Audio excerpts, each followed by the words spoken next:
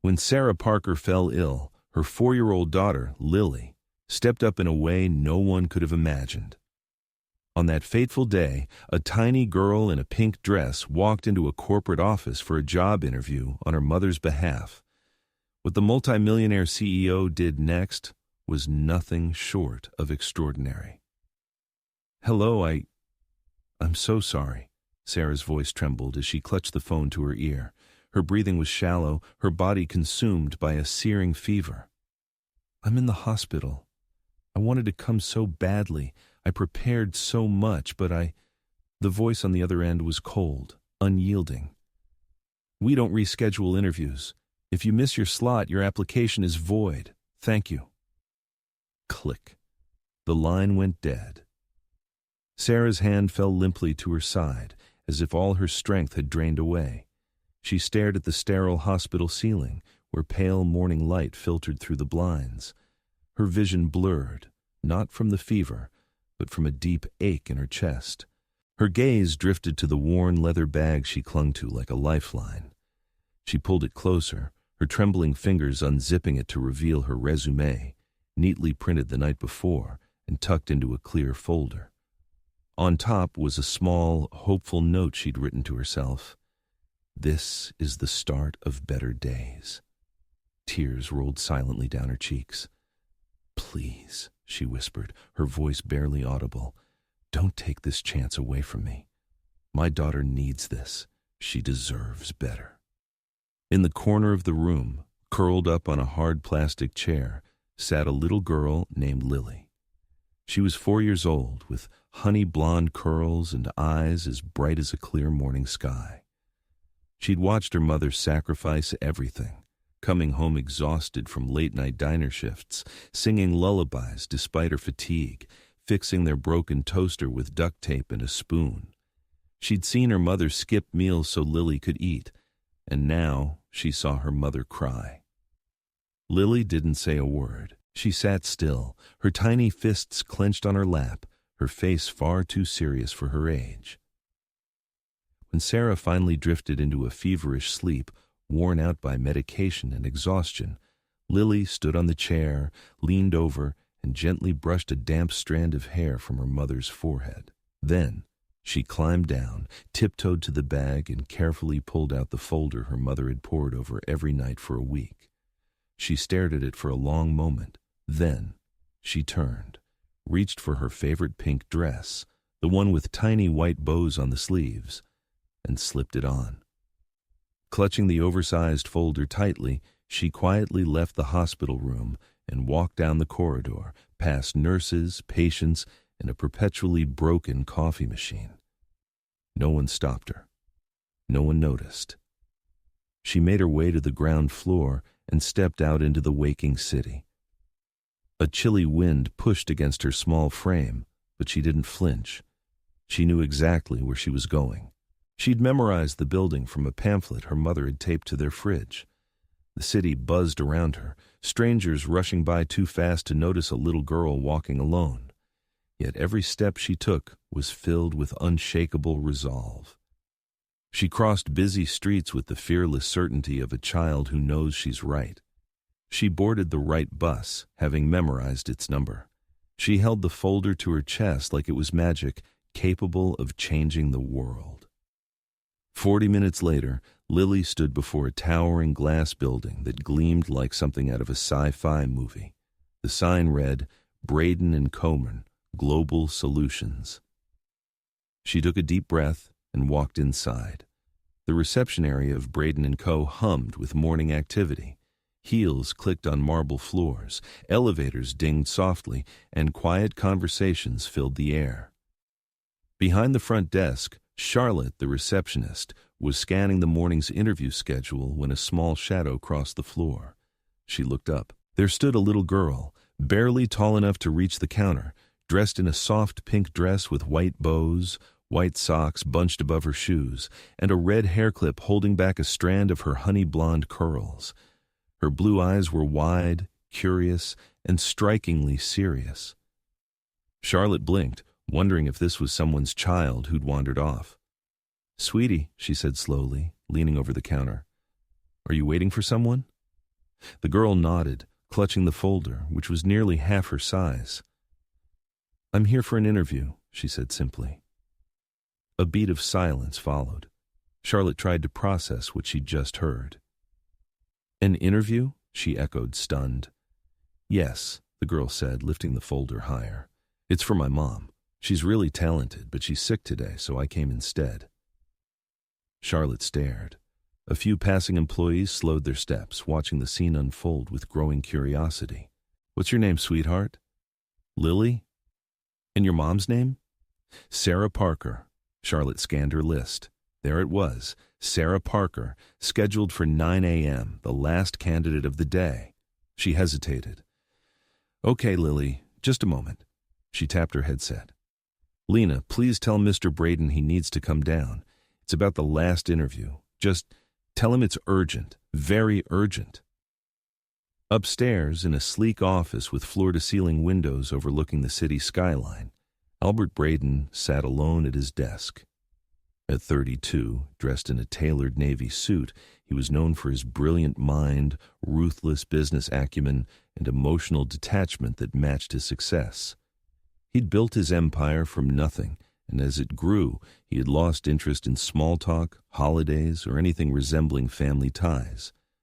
Most interview days bored him, filled with predictable candidates who rarely impressed, until his assistant appeared at the door, a faint smile playing on her lips. "Albert, you'll want to see this one in person." He raised an eyebrow. "The Harvard grad or the ex-Google exec?" "Neither," she replied. "It's something else entirely. Just come down." Albert sighed, adjusted his cuffs and watch, and headed to the elevator. When the doors slid open, he froze. There she was, barely taller than a fire hydrant, standing in the middle of the lobby like she owned it. Lily? Her face lit up the moment she saw him. "Are you the boss?" she asked with cheerful confidence. Albert blinked slowly. "Yes, I am." "I came to show you my mom's papers," she declared, marching right up to him. "She's sick, but she really wants this job, and I know she deserves it." She thrust the folder toward him with both hands. It was slightly crumpled, a corner smudged, but he took it. The room fell silent. Dozens of onlookers held their breath. Albert stared at her for a long moment. Then, for the first time in years, the corners of his mouth twitched upward, just enough to be genuine. He turned to Charlotte. "Clear my schedule for the next 15 minutes. Charlotte blinked. "Sir, I'm conducting the interview." He turned back to Lily, gesturing toward the hallway. "Shall we?" She beamed and nodded. Inside the conference room, Albert pulled out a chair twice her size, but she climbed up with surprising confidence, settling her feet on the crossbar. He sat across from her, opened the folder, and skimmed the résumé, occasionally glancing at her. "So, Lily," he said, softening his tone, "tell me why your mom wants to work here." Lily leaned forward, placing her hands on the edge of the table. Her voice was clear, unscripted, and earnest. "Mommy works really hard," she began. "She never buys anything for herself, always saves for me. She wants a job that's not just cleaning or waiting tables. She says she wants to use her brain again." Albert listened in silence. "She went to college, but she had to stop," Lily added, "because of me." He blinked slowly, his jaw tightening. "And you think she'd do well here?" Lily nodded eagerly. "She's really smart and kind. She always helps people." Albert returned to the résumé, reading each line with new care. Then he looked at her again. "Why did you come here today, Lily?" She smiled. "Because Mommy was so sad when she hung up the phone. She said she wants to give me a better life, so I came to help her." Albert leaned back, his face softening. For those who knew him, it was a subtle but seismic shift. "Well," he said, gently closing the folder, "let's have that interview." Albert sat across from her, his hands resting on Sarah's résumé, though he'd stopped reading it. His focus was on the little girl before him, sitting tall, her feet swinging, her eyes unwavering. "Tell me," he said, his voice unexpectedly gentle. "What's your mom like?" Lily folded her hands neatly in her lap, thought for a moment, and said with quiet certainty, "Mommy works all day." "Always?" He tilted his head. What kind of work does she do? She cleans houses. Sometimes she's a waitress. Sometimes she delivers food. She hardly ever sits down. Albert frowned slightly, nodding for her to continue. She never buys anything for herself, Lily said. Even when her shoes get holes, she says, "No, these are fine," and buys me new ones instead. Albert glanced at Lily's feet, white sneakers with glowing stars, pristine and new. It clicked.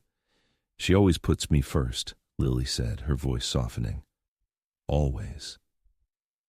A long silence filled the room, the city's hum muffled by thick glass. Something stirred in Albert's chest, something long dormant. Your mom went to college? He asked gently. Lily nodded. She loved it, but she didn't finish. I was born, and she stopped. Albert felt a lump in his throat. He leaned back studying her, as if trying to grasp the weight of her words.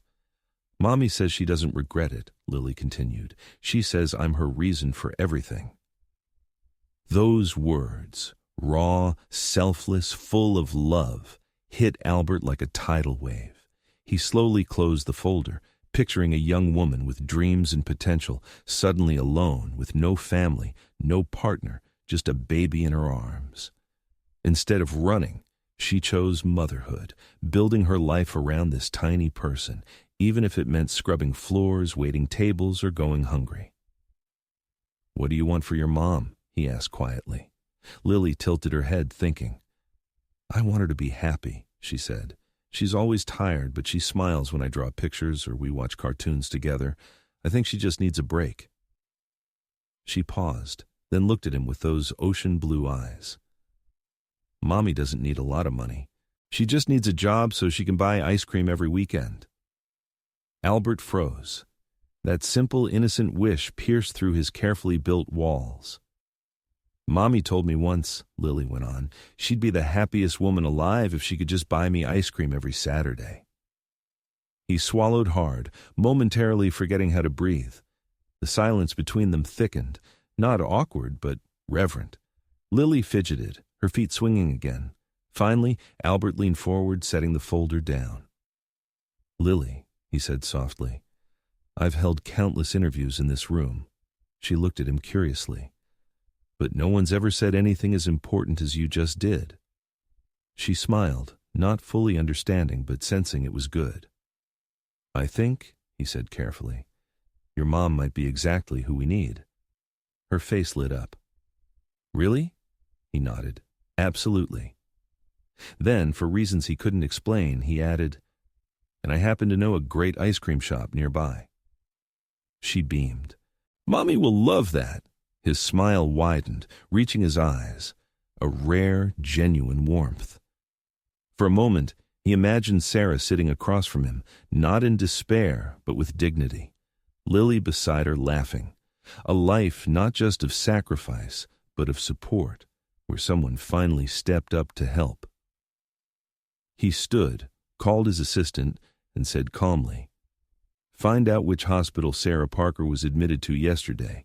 Send flowers and something for a little girl, and check if she'll be ready for an official interview once she's recovered. He looked at Lily, now standing proudly by the chair, clutching the folder. Thank you for coming today, he said. That was very brave. She shrugged playfully. Mommy says I'm always brave. Albert held the door for her. She's right, he thought. Alone in his office, Albert sat with the folder still on his desk.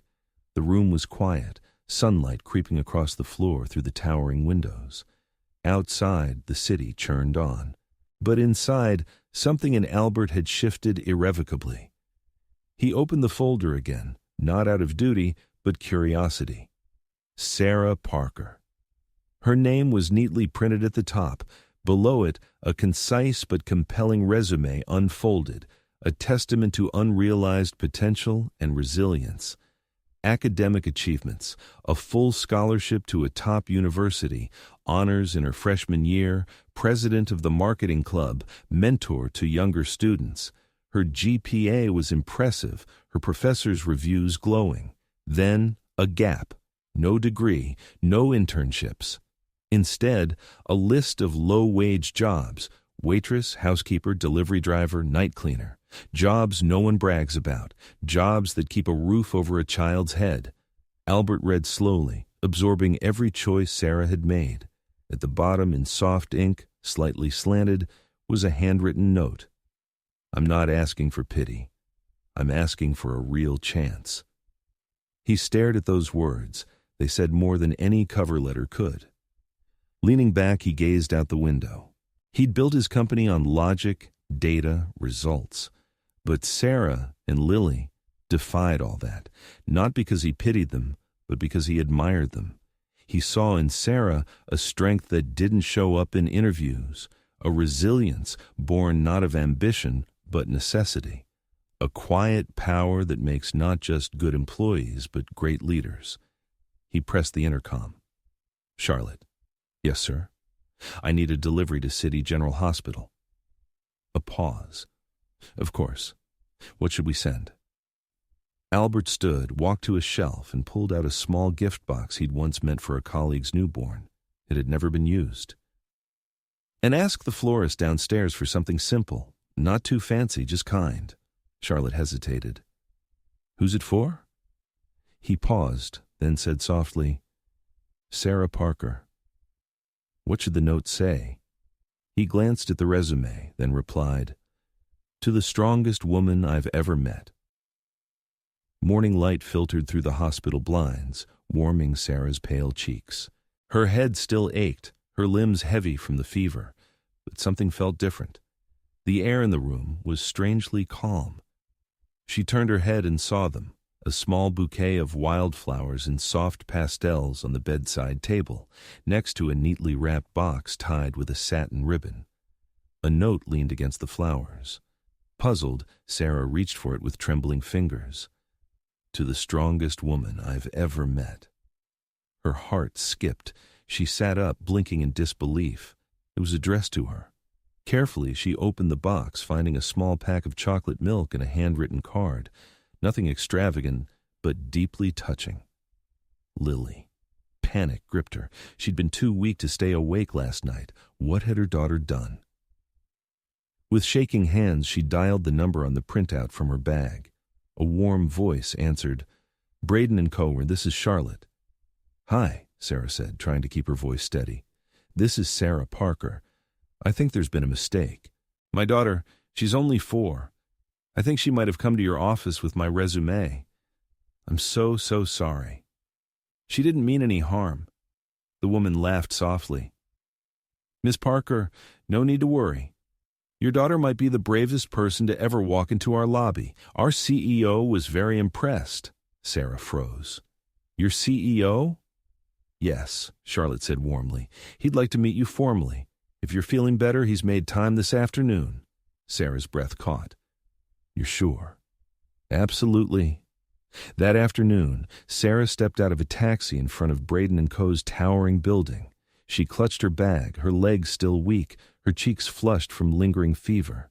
She wore a simple navy blouse and skirt, not her finest outfit, but her cleanest. Her blonde hair was neatly tied back. Her heart pounded as she tried to calm her nerves. Inside, Charlotte greeted her like an old friend. Miss Parker, welcome back, she said kindly. He's waiting. Sarah followed her through quiet corridors to an elevator. The silence inside was heavy with years of fears and hopes. When the doors opened on the top floor, Charlotte stepped aside. He's in there. Sarah nodded and entered. The office was spacious, modern, bathed in natural light. Behind a large glass desk stood a tall man with dark hair and calm focus. Albert Braden. He looked up and smiled, a real, unguarded smile. Miss Parker, he said, stepping forward, I'm glad you're feeling better. Sarah's eyes widened. She felt small in this vast room, aware of her flushed cheeks and trembling hands. Thank you, she breathed. I'm so sorry about my daughter. Albert raised a hand, gently stopping her. No need to apologize. She gave one of the most compelling pitches I've ever seen. Sarah blinked. He gestured to a chair across from his desk. Please sit. She sat, crossing her ankles, her bag a shield on her lap. Albert sat too, studying her for a moment. "You know," he said, tapping the folder, "I've read thousands of resumes, but yours came with the best recommendation I've ever received." Sarah's lips parted, her heart racing. Albert smiled again, softer. "She believes in you more than anyone I've ever met believes in anything." Sarah looked down, warmth flooding her cheeks. "She's my whole world." "I can see that," Albert said, "and that's why I'd love to see what you can do here." Sarah's first day at Braden & Co. felt like stepping into another world. Glass walls, clicking heels, the hum of efficiency. It was everything she'd once dreamed of, and everything she feared she wasn't good enough for. Albert offered her a junior project assistant role. She'd expected an internship or temp work, but this was real. Her colleagues were polite but distant. Her clothes were plain, her shoes worn. She stood out, her accent, her demeanor, the unspoken knowledge that she was a single mom. Some whispered she was hired out of pity. Others ignored her. But Sarah didn't waver. She arrived early, stayed late, took notes, asked questions. She devoured training videos, studied reports, and watched senior assistants closely. Her fingers flew over the keyboard like she'd never left a lecture hall. When she made mistakes, she owned them, fixed them, and never repeated them. Slowly, perceptions shifted. Someone asked her to refine a presentation. Another needed help scheduling meetings. Then came a genuine, "Thank you." But one person never doubted her, Albert. He didn't hover or micromanage, but he watched closely. When her name came up in meetings, he leaned forward, asking about her contributions. He noticed everything, like when Lily had a fever and Sarah called about a possible late arrival. He texted her personally, "Family comes first. Take all the time you need." Or when he saw her skip lunch and had his assistant accidentally leave an extra sandwich in the break room. Or how he ensured she sat at the main table during project reviews, not in the back. He never said it outright, but Sarah understood. For the first time in years, she began to feel her own worth.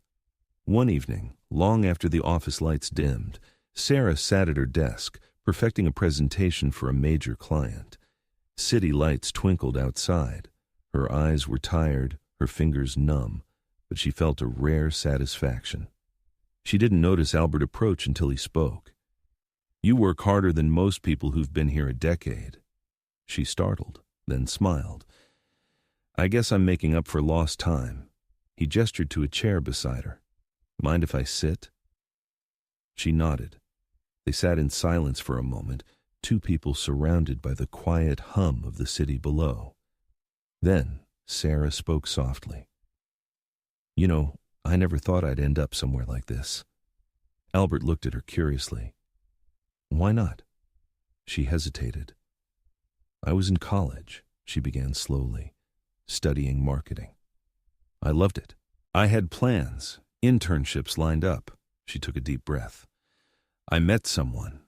Thought he was my world. Got pregnant my freshman year." Albert's expression didn't change, but his eyes softened. "I thought we'd make it work, but he left. Just gone." She paused. "My parents said I'd ruined everything, shamed them. They told me to give up the baby or leave." Albert didn't move. "I left," she said simply, "and I never went back." She looked at her hands, fingers twisting together. "I chose Lily. I chose to be her mom, but I had to give up everything else, my degree, my apartment, the future I thought I'd built." Albert reached across the desk, gently covering her hand with his. Sarah froze, expecting pity, but his voice was steady. "I was left too," he said. She looked up. "I was 10, he continued. "Car accident took my parents. No siblings, no relatives who wanted a kid. I bounced around foster homes, learned to survive. I built this company to control my life, but I never had what you have." "What's that?" she whispered.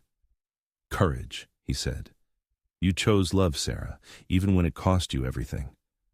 Her eyes welled up. "I used to think I was weak." "You're anything but," he replied. They sat in silence, no words needed. Respect deepened, walls softened. Two people, long used to surviving alone, felt the unfamiliar warmth of connection. Months passed and Sarah's world transformed. She mastered her role with grace and grit. Colleagues who once ignored her now sought her advice. She wasn't just an assistant anymore. She caught errors, offered creative solutions, and delivered consistent results. Her name carried weight, spoken with respect. Albert watched it all. He didn't need to monitor her progress. Her work spoke for itself. But he found excuses to check in. Small questions he already knew the answers to, his gaze lingering a moment too long. He grew attached not just to Sarah, but to Lily. Every Friday, Lily bounced into the office after preschool, claiming the halls like they were hers. She'd sit on Albert's couch with her coloring books, her tiny shoes swinging, waiting for Uncle Albert to finish his calls. Sometimes he'd cancel his last meeting to take her for a milkshake. They had rituals. She called him Big Boss to get his attention. He called her the real CEO. At company picnics, she rode on his shoulders.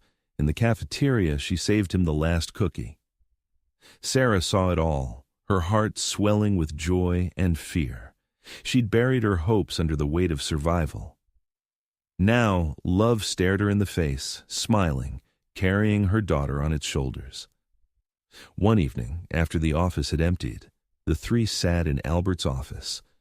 Lily was curled up in a corner, sipping juice and humming as she colored. Sarah and Albert were wrapping up a project discussion, laughter flowing easily, the kind shared by people who've seen each other's scars and chosen to stay. When they finished, Sarah stretched, glancing at Lily. "She's tired," she said. Albert looked over. "We can carry her downstairs." Sarah smiled, standing to grab Lily's backpack. Then a small voice piped up. "Mommy," Sarah turned. "Can I call Uncle Albert Daddy?" The room froze. Albert stilled. Sarah stared, the backpack slipping from her fingers. Lily looked up, innocent and earnest. "Because he always picks me up and gets me ice cream, and he reads to me like you do, and he makes you smile." Sarah's eyes filled with tears, her breath catching, not from shock, but from certainty. She'd known it in the way Albert looked at Lily, with a tenderness that made her his priority, in the way he spoke to Sarah like she was part of his world, in the quiet safety she felt between them. This man, who'd built walls of steel, had let them in. Somewhere along the way, they'd built something neither expected, a family. Sarah knelt before Lily, her voice soft and trembling. "You can call him whatever feels right, sweetheart." She turned to Albert, bracing for his reaction, but he was already moving toward them, crouching beside them both. His eyes were gentle. He looked at Lily, then Sarah.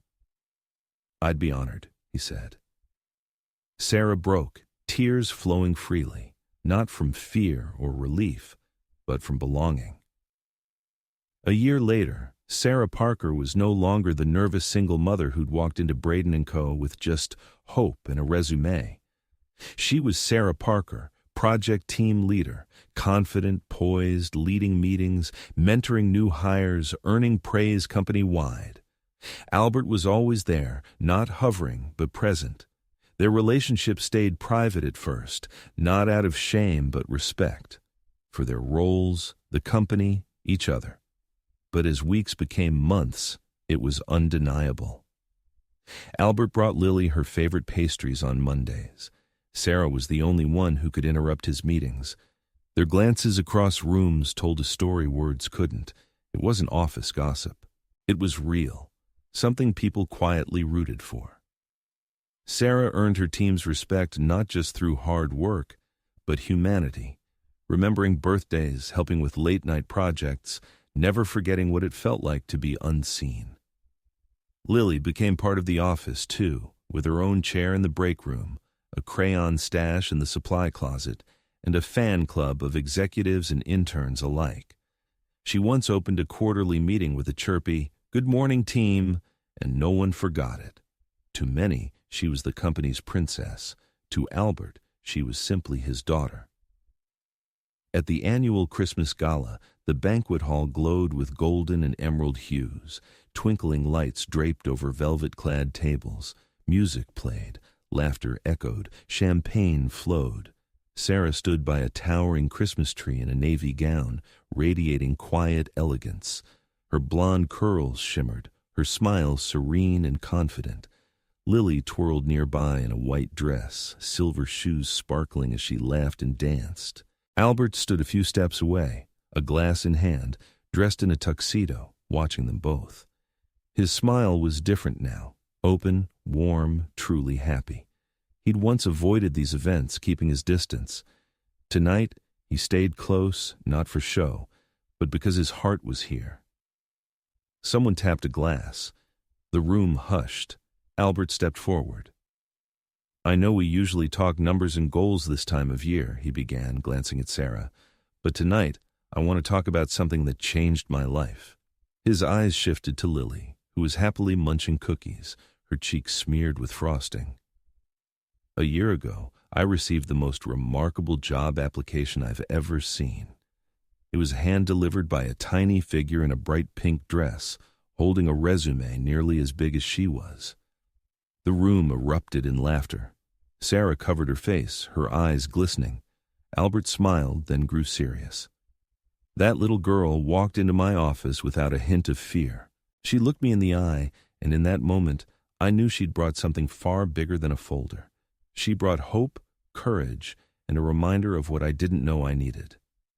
He stepped toward Sarah and Lily, pulling them close. "To you both," he said softly, his eyes misty. "Thank you for showing up, for not giving up, and for walking into my life when I needed it most." He turned to Lily, smiling. "And to you, kiddo, for marching in with that pink dress and that giant résumé." The room burst into applause, glasses clinking as they stood together under the twinkling lights, not as CEO, employee, and child, but as something stronger, truer. A family. A family born of courage, unwavering belief, and one unforgettable step into the unknown. A little girl in a pink dress, armed with love, bravery, and her mother's résumé, dared to enter a world not built for her and changed it forever. Sometimes, family isn't blood or birthplace, but the people who walk beside us when life feels impossible. And sometimes, love finds us in the unlikeliest places, a corporate boardroom, a hospital room, or the pure heart of a child. If this story touched you as it did us, we invite you to join our growing community. Subscribe to Heartstrings Stories for more real-life tales that remind us of the beauty, resilience, and quiet miracles hidden in every day. Until next time, keep your heart open. You never know what extraordinary story might walk into your life.